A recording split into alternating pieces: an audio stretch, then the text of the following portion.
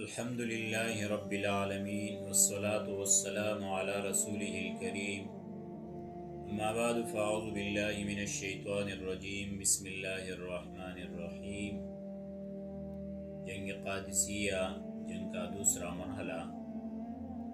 پچھلے درس میں ہم نے ذکر کیا تھا کہ کفاروں کے لشکر کی تعداد 1,50,000 اور 33 بڑے ہاتھی تھے، اور مسلمانوں کا لشکر 30 اور 40,000 کے درمیان تھا۔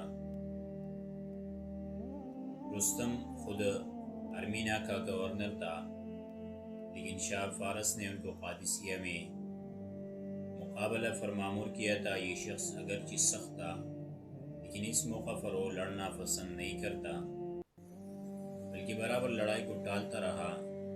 چنانچہ مدائن سے نکل کر 4 ماہ کے بعد وہ قادسیہ تک پہنچا تھا۔ اس میں ان کی پوری کوشش تھی کہ لڑائی کس طرح رک جائے۔ حضرت سعد رضی اللہ عنہ نے ان کے انتظار میں بیٹھے تھے۔ 3 مختلف علاقوں پر چھاپہ مار کارروائی جاری تھی۔ جب رستم مقامی صحابات پہنچا تو حضرت سعد رضی اللہ عنہ نے حضرت عمر رضی اللہ عنہ کو آگاہ کیا کہ دشمن کا لشکر اتنا بڑا ہے، یہ صرف مقدمۃ الجیش میں 40,000 فوج ہے، اور میں صرف 60,000 فوج ہے، اور کل 1,50,000 فوج ہے۔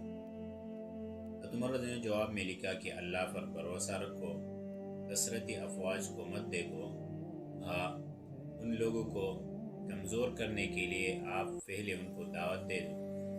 چنانچہ ایک دوسرے کے درمیان دعوت اسلام اور مذاکرات کا دور شروع ہوا۔ رستم کے لوگ تو اس کو صلح کے لیے مذاکرات سمجھتے تھے، اور لشکر اسلام کی طرف سے یہ دعوت اسلام تھا۔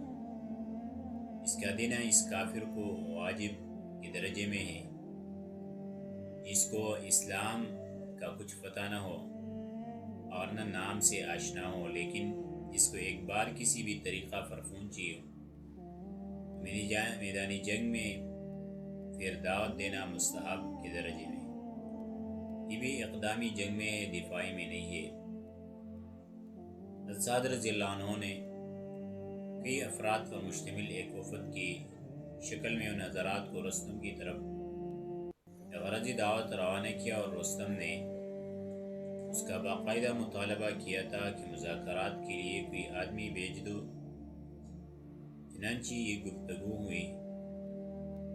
رستم نے کہا، آپ لوگ یہاں کیوں آئے ہیں؟ مغیرہ بن شعبہ رضی اللہ عنہ نے فرمایا، اللہ تعالیٰ کے وعدے کے تحت آئے ہیں تاکہ تمہارے ملک تم سے چھین لے، اور تمہاری عورتوں اور بچوں کو قیدی بنائے، اور تمہارا مال تم سے لے لے۔ ہمیں اس کا پورا یقین ہے۔ رستم نے کہا، آپ لوگ ہمارے پڑوسی ہیں، ہم نے آپ کے ساتھ احسانات کیے ہیں اور کوئی تکلیف نہیں دی ہے، اب آپ لوگ واپس چلے جائے، آپ کے ساتھ ہماری تجارت ہمیشہ کھلی رہے گی۔ مغیرہ بن شعبہ رضی اللہ عنہ، ہمارا مقصد دنیا نہیں ہے بلکہ آخرت ہے، اللہ تعالیٰ نے ہماری طرف ایک رسول اللہ صلی اللہ علیہ وسلم بھیجا ہے۔ ان کو اللہ نے فرمایا کہ میں اس جماعت صحابہ کو ان لوگوں پر مسلط کیا ہے جو میرے دین کے تابع نہیں ہے، میں اس جماعت صحابہ کے ذریعے سے ان لوگوں سے انتقام لوں گا، یہ دین برحق ہے۔ رستم نے کہا، وہ دین حق کیا ہے؟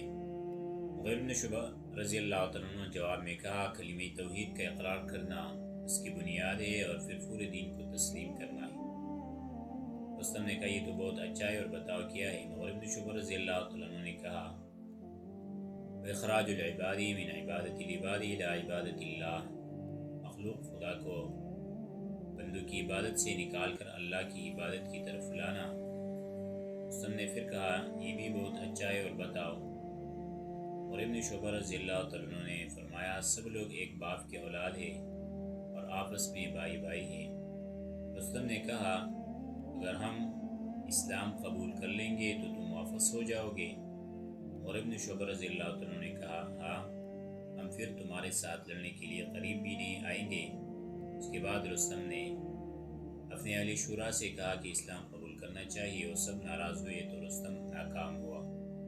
مغیرہ بن شعبہ رضی اللہ عنہ نے فرمایا، رستم، تمہاری مثال یہاں آنے کی ایسی ہے جیسا کہ ایک لڑکی نے شہد دیکھ لیا تو کہا کہ کون ہے، تو مجھے اس شہد تک پہنچا دے اور میں اس کو 2 درہم دے دوں۔ پھر جب شہد میں پھنس کر رہ گئی تو اس نے کہا کوئی ہے مجھے اس سے نکال کر چھڑا لے اور میں اس کو 4 درہم دے دوں تو تم بھی اس طرح پھنس جاؤ گے۔ پھر رستم سب غصہ ہو رہا، کہا میں کل تم سب کو قتل کر دوں گا، سورج کی قسم۔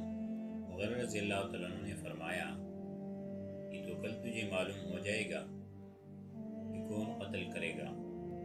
رستم نے کہا میں تجھے کچھ جوڑے جامے دے دوں اور تمہارے امیر کو 1000 دینار اور کچھ کپڑے دے دوں گا، تم واپس ہو جا۔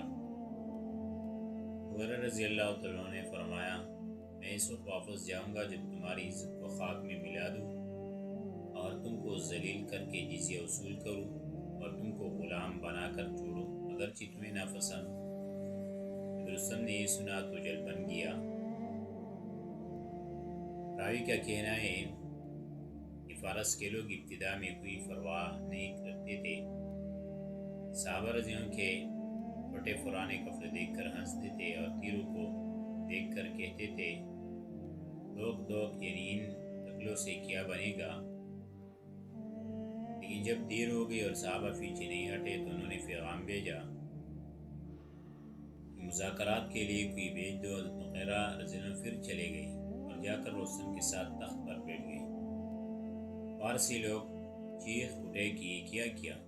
مغیرہ نے فرمایا کہ اس سے میری کوئی عزت بڑی نہیں ہے اور نہ تمہارے آدمی کی عزت بڑی۔ رستم نے کہا سچ کہتا ہے۔ پھر گفتگو شروع ہوئی۔ رستم نے کہا بتاؤ تم لوگ کیوں آئے ہو؟ مغیرہ رضی اللہ عنہ نے کہا ہم گرے پڑے لوگ تھے، اللہ تعالیٰ نے ایک نبی بھیجا تو اللہ تعالیٰ نے اس کی وجہ سے ہمیں ہدایت بھی دی اور روزی رزق بھی دیا، یا اسی روزی میں سے تمہارے شیر کا غلہ بھی تھا۔ جب ہم نے یہاں کا غلہ کھایا ہے اور بچوں کو کھلایا تو بھی بچوں نے کہا اس غلے کے بغیر چارہ کار نہیں ہے، اب ہم کو ادھر ہی آر دو جہاں یہ غلہ ہے۔ اس لیے ہم بھی بچوں کے ساتھ لے کر آئے۔ اس نے کہا پھر تو ہم تم کو قتل کر دیں گے۔ مغیرہ نے کہا اگر ہم کو قتل کیا تو ہم جنت میں چلے جائیں گے اور اگر ہم نے تم کو قتل کیا تو تم جہنم چلے جاؤ گے اور زندوں سے ہم جزیہ ٹیکس وصول کریں گے۔ یہ سن کر چاروں طرف سے شور اٹھا کہ ہم صلح نہیں کریں گے، نہیں کریں گے۔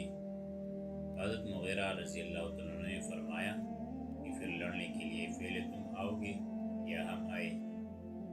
رستم نے کہا کہ ہم آئیں گے۔ پھر کیا ہوا؟ ان کا تیسرا مرحلہ انشاءاللہ کے درس میں